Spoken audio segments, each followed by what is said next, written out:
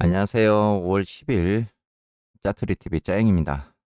정말 힘든 장이네요. 진짜 뭐라고 이야기를 할 수가 없을 정도로 폭락을 계속적으로 맞고 있습니다.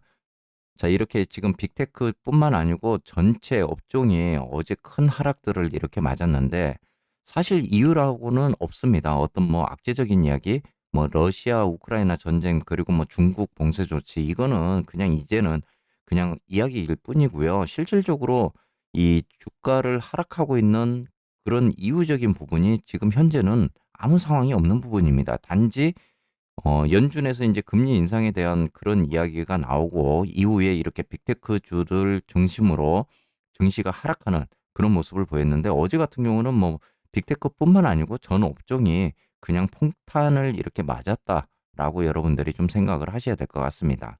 이렇게 코로나 팬데믹 이후에 어떻게 보면 이제 최대 수혜자였던 빅테크 주들의 이 기업들을 놓고 월스트리트에서도 지금 논쟁이 한창입니다. 자, 외부 투자자들은 이렇게 빅테크 주식을 투매를 하고 있는 상황이고 또 내부에서는 이렇게 인력 감축을 비롯해서 긴축 경영을 내놨거나 검토를 하고 있고 그런 상황이고요. 그야말로 정말 혼란한 시장이 계속되고 있습니다. 이런 상황이 이제 계속 되다 보니까 미국 월가 회의론자들은 빅테크의 혹한기가 당분간은 계속 이어질 것이다라고 이렇게 분석을 하고 있고요. 또 연준의 공격적인 금리 인상과 대차 대조표 축소로 인해서 시중의 유동성이 줄어들고 있다. 이런 분석들이 나오고 있습니다. 어찌 보면은 이제 팬데믹 동안에 이렇게 대규모 경기 부양책이 나오면서 시중에 풀린 막대한 유동성 덕을 이제 톡톡히 봤던 이런 빅테크 주들의 악재가 어찌 보면 시작이 된 거다. 또 거기에 미국의 이제 구인난과 인플레이션에 따른 근로자 임금 인상, 그리고 원격 근무 감소와 전자상거래 수요 둔화, 그리고 중국의 제로 코로나 정책에 따른 도시 봉쇄가 일으킨 생산 차질과 공급망 경색이 이렇게 빅테크를 짓누르는 악재가 계속 나오면서 빅테크들의 첩천산중이라는 이런 분석이 계속적으로 나오고 있는 상황입니다. 자, 이런 모습이 시장에서 이제 최근 빅테크의 긴축 경영을 위험 신호로 이제 해석을 하기도 합니다. 어찌 보면은 전자상거래 수요 폭증에 행복한 이제 비명을 질렀던 2020년도 그리고 2021년도 이렇게 80만 명을 신규 고용을 했던 아마존이 이제 대표적인 부분입니다.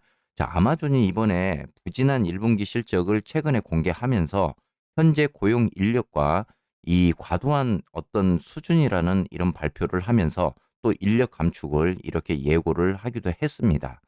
그러다 보니까 이제 최근 5년 동안 정규직을 2배로 늘렸던 메타라든지 애플 그리고 알파벳도 이제는 태도를 좀 바꿨습니다. 자, 메타 같은 경우도 신규 인력 채용에 신중하겠다는 그런 입장을 발표를 했고요. 또 저커버그 메타 최고 경영자가 이렇게 중점 사업인 메타버스의 경쟁력 제고를 위해서 대규모 채용에 나섰겠다라고 이렇게 발표를 한 지 7개월 만에 계획을 뒤집어 버리는 그런 발표를 했습니다. 어찌 보면은 이제 지금 감원 계획들이 이렇게 기업의 입장에서 계속 나오면서 고용 시장이 흔들린 거 아니냐라는 그런 분석들도 현재 이렇게 나오고 있는 부분입니다. 하지만 이렇게 반대론도 만만치가 않습니다. 빅테크의 저력을 과소평가해서는 안 된다라는 그런 분석들도 나오고요. 이렇게 팬데믹 첫 해에 2020년 메타라든지 아마존 그리고 알파벳 같은 이 매출을 우리가 종합적으로 따져 보았을 때 이렇게 빅테크들의 어떤 기초 체력이 좋은 이런 투자에 좀 초점을 맞추면서 우리가 투자를 해야 될 필요도 있다. 이런 상황으로도 이야기가 나오고 있는 부분입니다. 하지만은 어제의 이런 폭락 장세에서 S&P 500 지수가 4천 밑으로 드디어 떨어져 버렸습니다. 작년 3월 31일 이후에 1년 1개월 만에 이렇게 하락이 나왔는데요. 뭔가 이렇게 큰일이 있었던 게 절대 아닙니다. 어떤 악재적인 그런 부분에 있어서 이렇게 주가가 폭락했던 부분은 아니고 지난주 후반에 이렇게 좋지 않는 시장 분위기가 현재까지 이번 주까지 계속 이어지면서 이렇게 폭락장이 계속 나오고 있는 겁니다. 그렇기 때문에 무슨 일인가요? 무슨 일인가요? 사실은 우리가 이렇게 이야기를 하고 있지만 무슨 일은 없었습니다. 그냥 지난주 후반에 있었던 그런 분위기가 계속적으로 지금까지 이번 주까지 이어지고 있는 그런 상황입니다. 그러다 보니까 어저께 매도세가 필수 소비재를 제외한 S&P 500의 10개 업종을 모두 이렇게 강타하는 그런 모습을 보였습니다. 심지어 어제 같은 경우는 뭐 엑슨모빌과 뭐 세브론 뭐 에너지 업체까지 이렇게 나름의 선방에 해왔던 주식들도 모두 급락하는 그런 모습을 보였고요. 이런 상황에서 월가 관계자도 이런 무차별적인 하락은 청산 매매가 일어나지 않으면 흔치 않는 일이다라고 할 정도로 굉장히 폭락 장세를 이어갔던 부분입니다. 이렇게 이제 주가가 워낙 폭락을 하자 금리가 내림세로 돌아서는 그런 모습을 보였습니다. 이렇게 주가 하락을 부추겨 왔던 금리가 내림세로 방향을 틀었는데도 불구하고 주가는 이를 무시하고 어떻게 보면 계속적으로 하락을 하는 그런 모습을 보였고요. 또 금리 방향성을 확신할 수 있는 그런 상황도 이제는 아니다. 이런 분석들이 계속적으로 관측이 되고 있는 부분입니다. 이런 상황에서 이제 우리가 이렇게 증시의 대안을 찾을 수 있는 방법이 과연 내일 있을 이렇게 소비자 물가 지수가 대안이 될 수 있을까가 이제 생각이 되고 있습니다. 자, 전년 대비 헤드라인 수치 8.1% 그리고 근원 수치 6% 정도 증가할 것으로 이렇게 예상치를 지금 내놓고 있는데요. 2022년도 이제 말에 이렇게 개인 소비 지출 PC이죠. 이렇게 예측을 상향 조정하지 않고 하향 조정을 했습니다. 헤드라인과 근원 인플레이션이 지난해 이렇게 같은 기간에 비해 정점에 이르렀다는 이제 확신이 생겼다라고도 이렇게 우리가 분석을 해볼 수가 있는데 이런 수치상으로 봤을 때 우리가 앞으로 CPI가 이렇게 발표가 되면 인플레이션 전선에서 안도의 신호를 찾을 수 있을 것이다도 이렇게 예상을 해보고 있습니다. 자, 그렇게 되다 보니까 지금 CPI가 내일 발표됨으로 인해서 우리가 증시에 어떤 도움이 될지 어떻게 보면은 희망적으로 지금 현재 바라볼 수 있는 거는 이렇게 CPI 소비자 물가 지수가 아닌가 이렇게도 생각이 되고 있는 부분입니다. 하지만은 이렇게 CPI가 발표가 돼도 인플레이션이 실질적으로 정점을 찍었을 것인지를 보기 위해서는 어느 정도 이제 시간이 좀 지나야 알 수 있을 것 같고요. 그로 인해서 우리가 이제 인플레이션 하락 추세를 나타내는 이런 데이터가 나온다면은 아마 증시에도 큰 도움이 될 것이다라고 이렇게 생각을 해볼 수 있을 것 같습니다. 아마도 투자자들 입장에서는 과연 물가가 얼마나 하락할지에 대해서 이 조심스러운 그런 생각들을 할 것으로 이렇게 생각이 됩니다.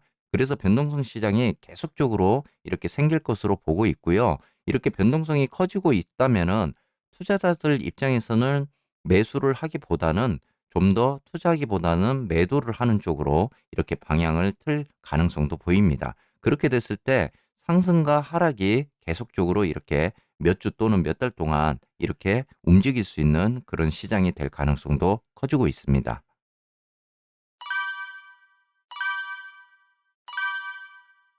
자, 오늘도 간단하게 차트만 한번 이렇게 훑어보도록 하겠습니다. 먼저 속설 보시면요. 제가 지금 12일 전이었습니다. 제 영상 보시면 알겠지만 12일 전에 제가 최악의 상황이 왔을 때 20달러에서 19달러 선까지 이렇게 속설이 하방으로 내려올 가능성이 있다라고 이제 말씀을 드렸고 지금 현재 어제 이렇게 하락폭이 나오면서 19달러 선까지 이렇게 내려오는 모습입니다.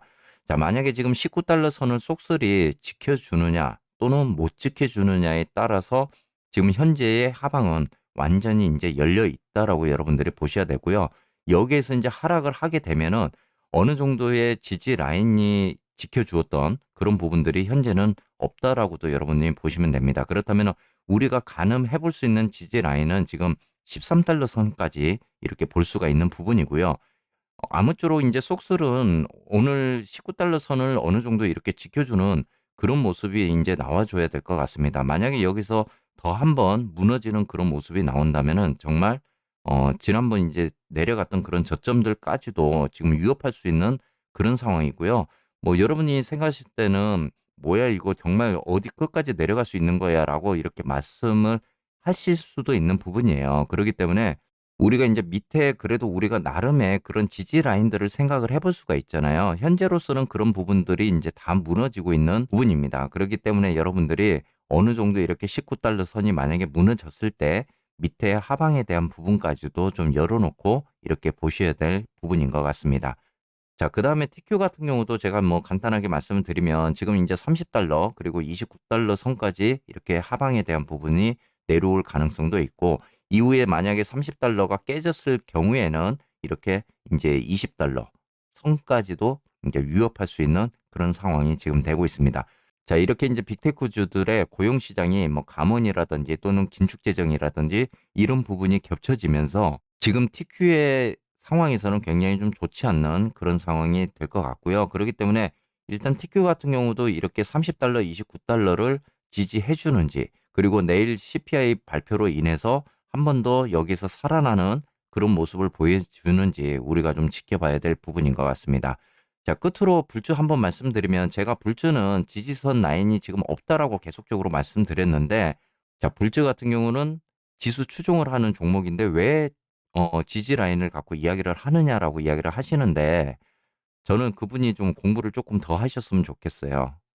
이 지지 라인과 이 지수 추종하고는 엄연히 개념이 좀 다르잖아요. 그러니까 좀 그런 부분들은 좀 생각을 안 하셨으면 좋겠고, 자, 불주 같은 경우는 제가 계속적으로 말씀드립니다. 내려가면 내려가는 대로 계속 저점이다, 이렇게 말씀을 드리는 거고, 지금 어제 같은 경우도 이렇게 15%나 이렇게 하락하는 모습을 보였는데, 제가 예측하는 지금 불치의 가격은 거의 지금 4달러에서 3달러까지 이렇게 하방을 열어놓고 보고 있습니다. 그렇기 때문에 불주 같은 경우는 만약에 한 번 더 이렇게 하락이 나왔을 때 지금 현재의 5달러를 지지를 해줄지, 또는 하락이 더 나와서 정말 3달러, 4달러 부근까지 이렇게 내려오는지도 여러분들이 좀 생각을 해보셔야 될 것 같습니다. 자, 지금 시장이 굉장히 좋지 않는 상황인데, 여러분들에게 제가 한 말씀 드리자면, 계속적으로 그런 말씀 드리잖아요. 지금의 마이너스는 그냥 숫자일 뿐이다라고 저는 지속적으로 말씀을 드리고 있습니다. 여러분들 마음이 힘든 거는 저도 너무 잘 알죠. 하지만은 여러분들이 정말 만기 적금 들었다라고 생각하시면서 아직 만기가 안 되었다, 이렇게 좀 생각하시면서 대응을 하시면은 마음적으로 좀 좋지 않을까, 저는 이렇게 좀 말씀을 드리고 싶습니다. 자, 그래도 여러분들 오늘 하루 좀 즐겁게 보내시고, 또 오늘 하루 또 주식이 어떻게 변동될지는 지금은 굉장히 예측하기 힘든 시장이잖아요. 그래도 우리가 좀 희망을 가지고 우리가 좀 대응할 수 있는 그런 시장으로 바라봤으면 좋겠습니다. 자, 오늘도 행복하고 좋은 하루 되시기를 바라겠습니다.